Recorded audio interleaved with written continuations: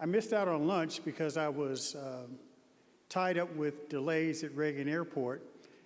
And in that regard, I want to give a shout out to all the elected officials and former elected officials. As Senator Fan just let you know, I'm a former elected official. And I was reminded of that while I was sitting at Reagan Airport waiting for my plane. Someone came up to me and said, "I think I know you. You used to be somebody."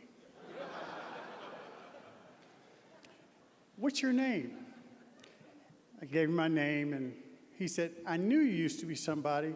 And then he reminded me why I'm nobody now. He said, "Do you mind watching my bags while I go to the restroom?" So the former elected officials, you're still somebody. I'm here for two reasons. One, I want to talk a little bit more about Stride and what we do in online learning. And the second thing I want to do, and this will keep you in your seats so you don't leave, is I want to talk about revolution in this country. Revolution. It suggests and connotes so much. But Stride, as Senator Fan said, we're the largest online educator in the country. We've been in business 20 years. And we are a vendor. We work with charter school, nonprofit charter school boards, and over 1,000 school districts in the country. We operate in almost every state. And we have an award-winning curriculum. But like many school districts and like many of you and all of us in this country, what we had to go through during the pandemic changed things. We had unprecedented demand, and we helped school districts where we could. For instance, many school districts, and if you have young kids or grandkids, you know this, they don't have their curriculum digitized, and they handed out the PDFs, and we help many school districts digitize their curriculum. They also have teachers who aren't trained to operate online. Believe it or not, in many of America's public schools, there are still teachers that have been given computers that are in closets. So we help train teachers on how to operate effectively. We have efficacy around a solid classroom teacher in an online setting. And then, of course, there's the idea of having a secure platform. Many folks have been subject to hackers, particularly school districts, and we help in that regard.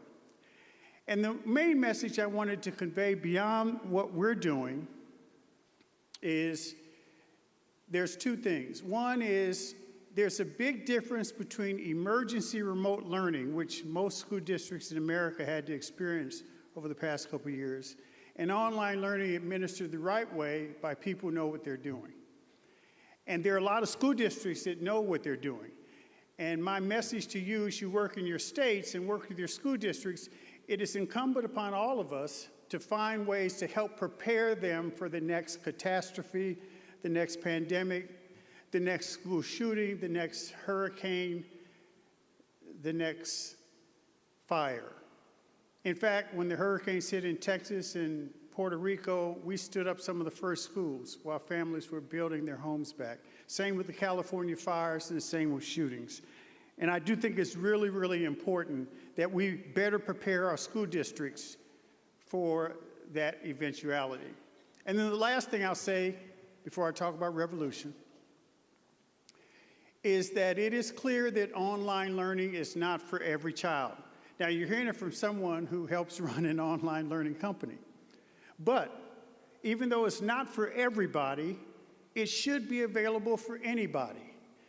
Many children that come to our schools are kids who suffer from mental and physical challenges, kids who've been bullied. In fact, literally half the calls we get are from parents who are in tears within 10 minutes of the phone call because their kids are bullied. Bullying's taken on a whole different dimension now in the social media world, particularly as it relates to kids. We have athletes. I'm proud to say this is from Colorado. One of the students in our Colorado school won the bronze medal in snowboarding in Winter Olympics a few years back. And we have a lot of Disney kids, a lot of actors and actresses, young actors and actresses who can't be in a brick and mortar classroom day in, day out. So there is value there, and I think it's incumbent upon all of us to make sure that we help kids in need when this modality works for them. Now, let's talk about revolution. Dating back to my days as an elected official, when I helped to birth our charter school movement and our first federally funded scholarship program for low-income DC residents, I have had a passionate belief around the efficacy, the value, the necessity of parent choice.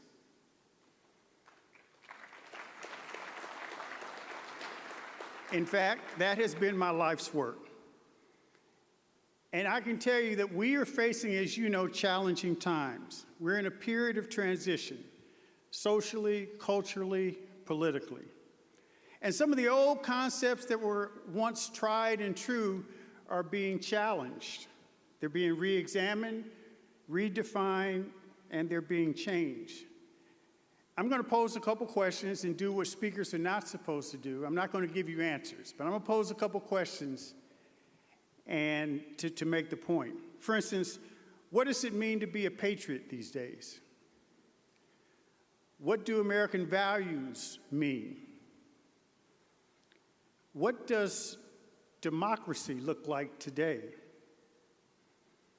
Oh, and by the way, I was so glad to hear Senator Fan talk about bipartisan support in Arizona, because what is consensus today?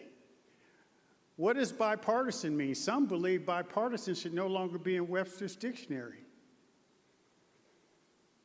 But one word that is enduring, that people from all walks of life, both sides of the aisle, respect, understand, and adhere to without question, is the notion of freedom.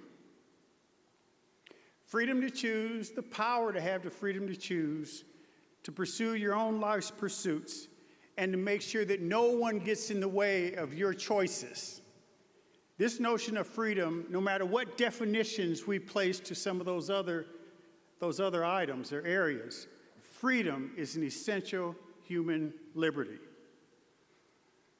There is a revolution brewing when it comes to parents asserting the freedom and their right to speak on behalf of their children.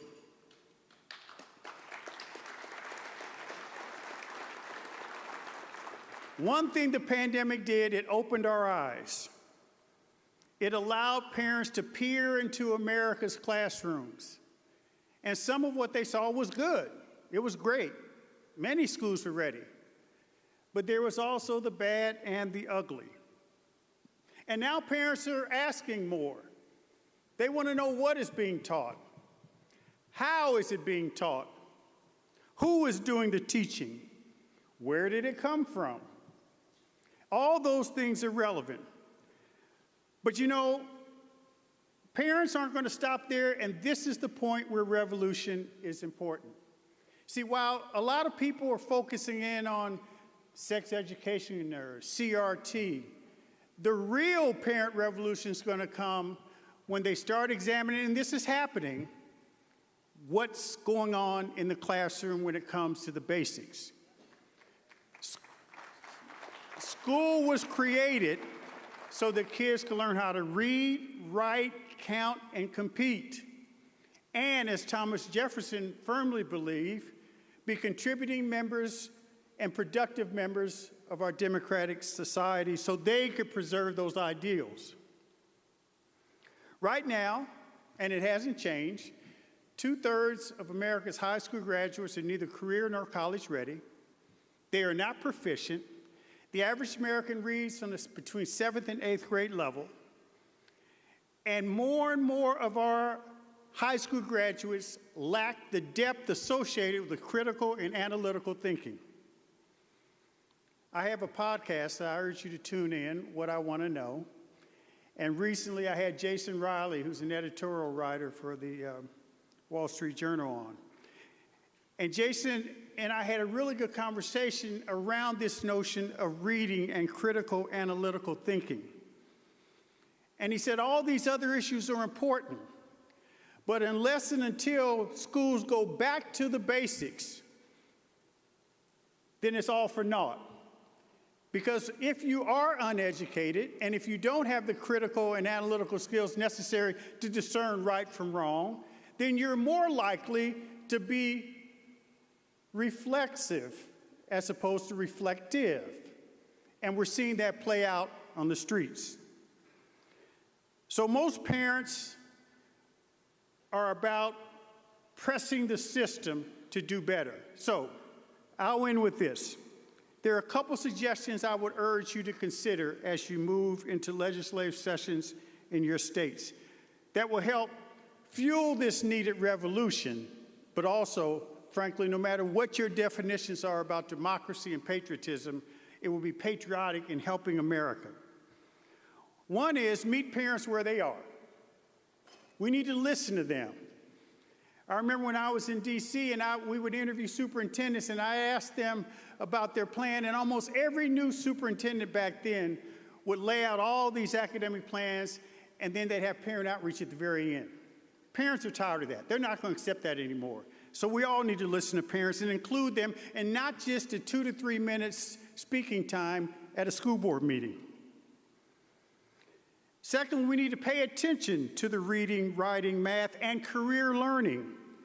The data shows that parents are looking for schools to produce a finished product, not the 2/3 who aren't ready for career or college, but we need to flip that. We need 2/3, 3/4 that are ready for career and college, and they can read and compute at grade level.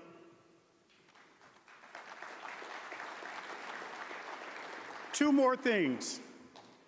Expand parent choice options. I clearly applaud what Senator Fan and the folks in Arizona are doing. But sometimes, even among our friends, school choice is an afterthought. But let me tell you, with the challenges that many parents are facing in making sure that their system is giving their children what they deserve, less is not more. Kind of simplistic, right? Actually, more is more. Challenge your state to offer as many robust choice options for families as possible. More robust online learning, more special ed programs, more alternative education programs, more advanced learning programs. More is good, folks, when it comes to educational freedom and school choice. And then the last point. Challenge your school districts. I was with several governors a few months ago, and they said, well, Kevin, how should we deal with our school district? Give us 1 or 2 suggestions. I said, well, let me give you one. Most school districts and most enterprising, innovative, and creative thinking superintendents feel hamstrung because they're always told, we've always done it this way, and we can't change that. So I would challenge each of you, if you interact with a school district leader, to say, okay, for this next school year, find one new innovative or creative thing that will help kids that you've never done before and put some resources behind it. And then conversely, find one thing that you've been doing for 20, 30 years and the data shows you don't have results or they're marginal results, stop doing it. Just one. And then measure it. And the next year, 2 on one side, 2 on the other. And the next year, 3 on one side, 3 on the other. The best way to force change is to really force change. And it's not just we don't have enough resources to do what we're supposed to do. Because the old one-size-fits-all model does not work for all kids. And the only way to change it is to force innovation and creativity in the planning process year by year. The last thing I'll say is I appreciate Alec inviting me to speak and share these thoughts. Alec has always been supportive of this idea of parent choice and educational freedom. And I can tell you this, that the future of our country is not being played out in the headlines we see today. The future of our country indeed is in America's classrooms. Thank you all very much.